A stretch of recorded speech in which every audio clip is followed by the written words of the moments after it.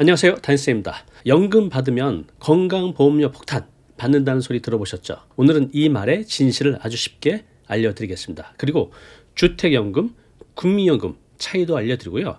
주택연금 관련해서 여러분들이 가장 궁금해할 사항 아주 쉽게 알려드리겠습니다. 오늘 내용 다 보시면요, 연금에 관련된 모든 내용 알게 되실 겁니다. 자, 여기 60대 은퇴한 노부부가 있습니다. 아내가 이렇게 말을 합니다. 여보, 우리 생활비가 부족한데 주택연금 가입할까요? 남편이 이렇게 얘기를 합니다. 연금 받으면 건보료가 많이 오른다던데 혹시 시청자분들 중에서도 이런 대화 하고 계신 분 계신가요? 자, 결론부터 말씀드리면요, 국민연금은 건보료가 오를 수가 있습니다. 자, 그런데 주택연금은요 전혀 영향을 주지 않습니다. 똑같은 연금인데 왜 국민연금은 건보료가 오를 수 있고 주택연금은 전혀 영향을 주지 않을까요? 자, 그 이유는요, 국민연금, 자, 일정 금액 이상을 받으면 건보료 폭탄 받을 수 있습니다. 맞습니다. 그런데 왜 그러냐 하면 국민연금은 소득으로 보기 때문에 그렇습니다. 소득으로. 국민연금은 내가 평생 직장 다니면서 낸 돈을 나중에 연금 형태로 다시 받는 건데, 그렇다면 내가 이미 낸 돈 그냥 돌려받는 건데 왜 이걸 소득으로 보지? 라고 생각할 수가 있잖아요. 자, 그런데 여기서 중요한 점은요, 국민연금은 단순히 내가 낸 돈을 돌려받는 게 아니라 여기에 정부 지원금 또 투자 수익까지 포함된 금액이기 때문에 단순히 저축한 돈을 되돌려 받는 것이 아니라 새로운 소득으로 보기 때문에 건보료에 영향을 주는 것입니다. 자, 국민연금 얼마를 받으면 건강보험료를 내게 될까요? 어떻게 알고 계신가요? 모든 사람이 다 해당되지 않고요, 연간 2천만 원 이상 국민연금을 받게 되면 건보료 내게 됩니다. 월로 따지면 한 166만 원 정도 되죠. 자, 예를 들어 볼까요? 자, 국민연금 월 250만 원을 받고 있는 사람이 있다고 해볼게요. 자, 이분은 건강보험료로 매달 얼마 정도를 내게 될까요? 12개월 곱하면 연 3천만 원이죠. 자, 그럼 여기서 연간 2천만 원 이상이라고 말씀드렸잖아요. 2천을 빼면 이 1천만 원에 대해서 건강보험료가 부과되는데 약 8만 3천 원 정도 된다고 합니다. 소득이 많을 때는 이 정도 금액이 부담이 없지만 은퇴에서는 이것도 굉장히 큰 금액으로 느껴지는 게 사실입니다. 자, 이번에는 주택연금입니다. 주택연금. 자, 이것도 연금인데 이것은 아무리 많이 받아도 건보료에 영향을 주지 않습니다. 왜냐면요, 이것은 대출로 간주하기 때문입니다. 다시 한번 말씀드리지만 주택연금, 이것은 대출로 간주되기 때문에 건보료와 아무런 상관이 없습니다. 자, 여기서 중요한 포인트가 바로 이겁니다. 주택연금 아무리 많이 받아도 건보료 부담 늘지 않는 사실. 자, 요거 오해 없기 바랍니다. 자, 쉽게 말해서요, 주택연금은 내 집을 담보로 은행에서 대출을 받는 것과 비슷해요. 그런데 왜 대출인데 연금이라고 하지? 이런 생각 드시죠? 그 의미는요, 그 대출을 평생 갚지 않아도 되고 내가 그 집에 살면서 매달 일정 금액을 연금처럼 받을 수 있기 때문에 우리가 주택연금이라고 부르는 겁니다. 네, 다시 한번 정리해 보겠습니다. 국민연금, 주택연금 같은 연금인데 성격이 완전히 다르죠. 어떻게? 국민연금은 소득으로 간주한다고 했어요. 그리고 주택연금은 대출. 그래서 국민연금은 일정 금액 이상이 되면 건보료를 내야 됩니다. 자, 그럼 이제부터 주택연금, 요즘 많은 분들이 주택연금에 관심을 많이 갖고 있습니다. 굉장히 괜찮은 제도라고 봅니다. 저도 나중에 이 제도를 이용하려고 하는데 이거 관련해서 궁금한 사항들이 너무 많죠. 한 10가지 정도를 뽑아봤습니다. 여러분들이 궁금한 사항 다 알게 되실 겁니다. 끝까지 보시기 바랍니다. 자, 여러분들이 가장 궁금해하는 주택연금 매달 얼마 받을 수 있나요? 라는 질문을 가장 많이 하시죠. 이것은 두 가지의 비례해서 달라집니다. 하나는 주택가격, 내가 살고 있는 집의 가격, 수령나이, 내가 몇 살부터 받을 것인가에 따라서 주택연금 금액이 달라집니다. 자, 보겠습니다. 자, 만약에 내가 살고 있는 집이 3억 원이에요. 그런데 70세부터 받는다고 가정을 해볼게요. 3억 원짜리 집에 살면서 70살에 매달 받는 금액은 정액형으로 했을 때 88만 6천 원입니다. 자, 이해되시죠? 자, 만약에 내가 6억짜리 집에 살고 있어요. 나는 조금 일찍 55세부터 받고 싶어요. 다른 소득이 없어서. 그러면 87만 3천 원이에요. 자, 그런데 같은 6억 원 집에 살면서 내가 수령 시기를 15년 뒤인 70세 받으면 177만 원, 거의 2배 정도 늘죠. 이렇게 얼마짜리 집을 갖고 있느냐, 몇 살에 받느냐에 따라서 달라진다는 거죠. 쉽게 해서 집의 가격이 높을수록 또 수령하는 나이가 많아질수록 금액은 커집니다. 지금 서울에 있는 아파트 평균 가격이 한 10억 원 전후 하잖아요. 그럼 10억짜리 한번 보겠습니다. 10억짜리 기준으로 했을 때 한 요즘 분들 다 60대 넘어서도 경제활동 하시는 분들 많이 계시잖아요. 그래서 난 좀 늦게 받겠다라고 하면 70세, 제가 이 정도 생각을 하고 있습니다. 한 70세부터 받을까? 그러면 10억 원짜리 집을 내가 70살부터 받으면 295만 원, 약 300만 원 정도 되죠.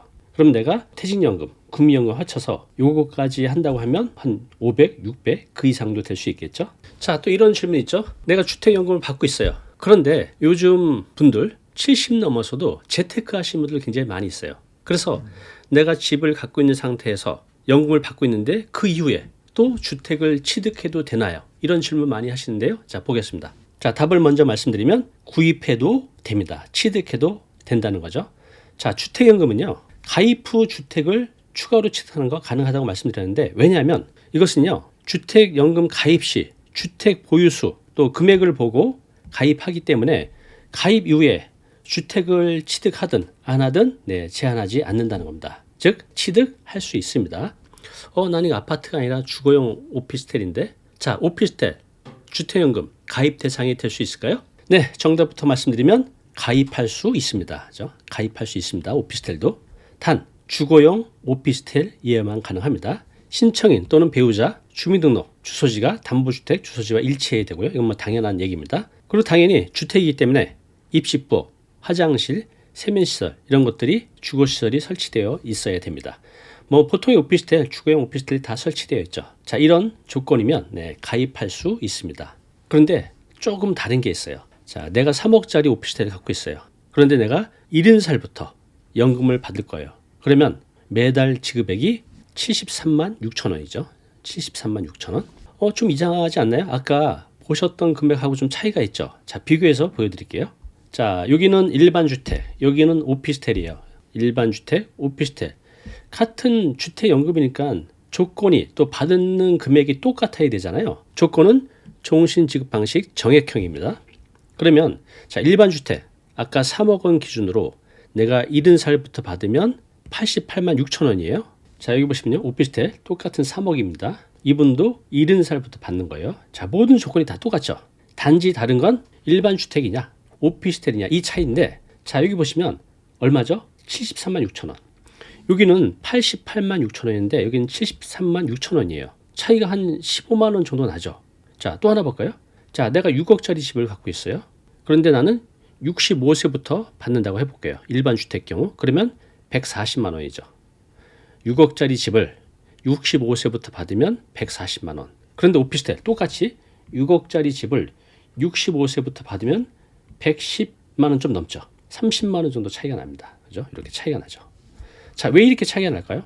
똑같은 가격, 똑같은 나이대 하는데 일반 주택하고 오피스텔하고 차이가 많이 나죠. 일반 주택이 더 많이 받습니다. 왜 그럴까요? 자, 일반적으로 오피스텔의 가격 상승률이 아파트보다는 조금 낮은 게 사실입니다. 그렇죠? 자, 주택연금은요, 주택을 담보로 대출을 제공하기 때문에 담보물의 미래 가치를 본다는 거죠. 그래서 담보물의 미래 가치가 오피스텔보다는 아파트가 일반 주택이 더 높다고 판단이 되기 때문에 이쪽을 좀 더 많이 주는 겁니다. 그러면 내가 똑같은 거주주택, 노후에 살 집을 찾는다고 하면 오피스텔보다는 일반 주택, 아파트 같은 경우를 하는 경우가 똑같은 조건에서 더 많이 받을 수 있는 겁니다. 그렇죠? 다시 한번 정리할게요. 내가 어차피 연금을 받을 거라면, 또 어차피 내가 살 집을 정할 거라면 주거용 오피스텔보다는 일반 주택으로 하는 게 연금을 더 많이 받을 수 있습니다. 자, 이번에는요, 내가 다가구 주택을 갖고 있어요. 2층짜리예요. 2층에는 내가 살고 1층에는 내가 세를 줄 수도 있잖아요. 자, 이런 경우 어떻게 될까요? 자, 보겠습니다. 자, 임차인이 있어도 주택연금 이용할 수 있을까요? 될 수도 있고 안 될 수도 있습니다. 기본적으로는요, 내가 주택연금에 가입한 이 주택은 담보를 통해서 돈을 받는 거기 때문에 기본적으로는 전세나 월세를 줄 수 없습니다. 이해되시죠? 내가 갖고 있는 이 주택에 대해서 보증금 있는 월세나 전세는 줄 수 없다는 겁니다. 자, 다만 담보주택에 거주하면서 보증금 없이, 그죠? 보증금 없이 월세로만 하는 것에 대해서는 일부 임대할 수 있다고 되어 있습니다. 자, 그런데 많은 분들이 다가구 주택을 갖고 있는데 그러면 임대도 못 주고, 그죠? 월세로만 주면 좀 그렇잖아요. 보증금도 받게 되는데. 자, 그래서 요걸 가능하게 하는 방법이 있습니다. 바로 신탁 방식 주택연금. 요게 생겼습니다. 자, 이걸 통해서 하면요, 내가 여기 살면서 얼마든지 전세나 월세를 줄 수 있습니다. 요거에 대해서 좀 더 자세히 알아보겠습니다. 자, 주택연금 가입자 사망 때 자녀 동의 없어도 배우자가 자동 승계. 자, 이게 무슨 말이냐면요, 이 제도가 새로 생겼습니다. 언제? 2021년도에. 왜 생겼는지 보겠습니다. 자, 이런 사례가 있어요. 자, 잘 들어보세요. 자, 75세 A씨가 있습니다. 5년 전 남편과 주택연금에 가입해서 매달 100만 원을 받아왔어요. 자, 그런데 최근 남편이 돌아가셨습니다. 자, 소득이 없는 A씨는 살 길이 막막해졌다고 합니다. 왜 그럴까요? 100만 원 계속 받으면 되는데? 아니죠. 자, A씨가 연금을 계속 받으려면 자녀가 모두 상속 포기 동의서를 제출해야 됩니다. 그런데 연이 끊겼던 자녀 한 명이 갑자기 나타나서 상속권을 주장한 겁니다. 그래서 동의를 거부한 거죠. 그래서 A씨는 주택연금 받는 게 중단됐어요. 또 5년간 받은 연금 대출까지 갚아야 되는 처지가 된 겁니다. 이런 경우 충분히 있을 겁니다. 그죠? 둘 중에 한 분이 돌아가시면 나머지 분이 계속해서 연금을 받는 게 아니라 자식이 있어서 상속을 요구하면 계속 연금을 받지 못한다는 겁니다. 자, 또 하나 볼게요. 자, 69세 B씨는 본인 명의로 2층짜리 단독주택을 소유하고 있다.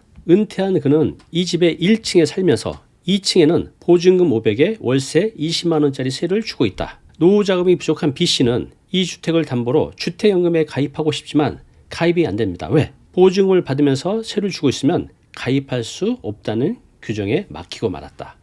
자, 이 두 가지 사례 있잖아요.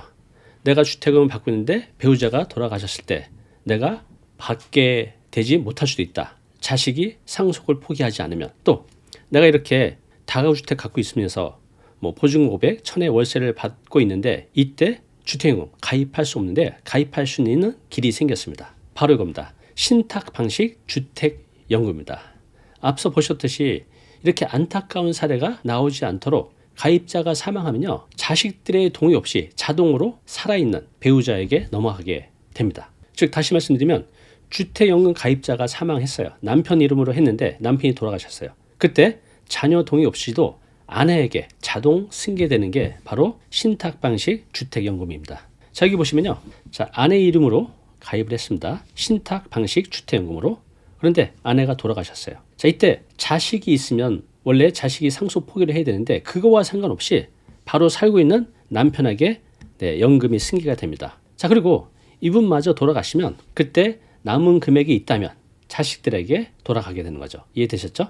자, 이렇게 신탁 방식 주택연금으로 하게 되면 살아있는 배우자에게 자동 승계가 되고 전세 또는 보증금 월세를 받고 있어도 일반적으로는 가입이 안 되는데 가입할 수 있습니다. 신탁 방식 주택연금을 하게 되면요. 자, 또 하나 궁금증.